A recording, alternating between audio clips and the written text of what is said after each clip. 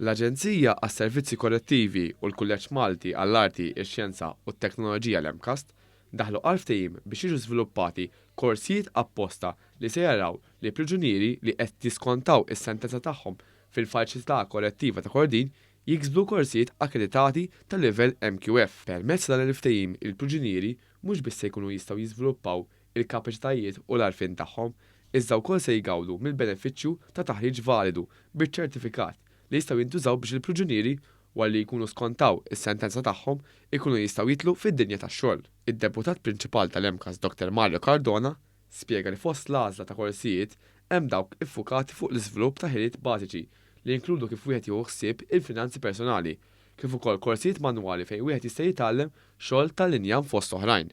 Dan il-MOU issa qegħdin naraw anke kif aħna nistgħu mmorru għandhom biex nofrulhom korsijiet akkreditati ta' livell illi jistgħu jgħinuhom biex malli joħorġu mill-faċilità jintegraw ruħhom fis-soċjetà u fid-dinja tax-xogħol. L-Aġent Kap Eżekuttiv tal-Aġenzija għas-Servizzi Korrettivi, Robert Brinkaw, spjega kif din l-inizjattiva ser tgħin biex inqas priġunieri jerġgħu jitlu l-ħabs e kif qed jingħataw aktar opportunitajiet biex jitħarġu u jibdew ħajja ġdida. Inizjattivi bħal daw flimkien ma' sikurtà se jgħinu lill-priġunier biex jibda r-riforma tiegħu. Hemmhekk qed nippreparaw ukoll għall-inklużività biex u jidħol fis-soċjetà, kif ukoll qed intuħ iżjed għodda biex ma jerġax jagħmel reat ieħor. Preżenti għal dan l-iffirmar kien hemm il-Ministru għall-Edukazzjoni Justin Caruana u l-Ministru għall-Intern Byron Camilleri.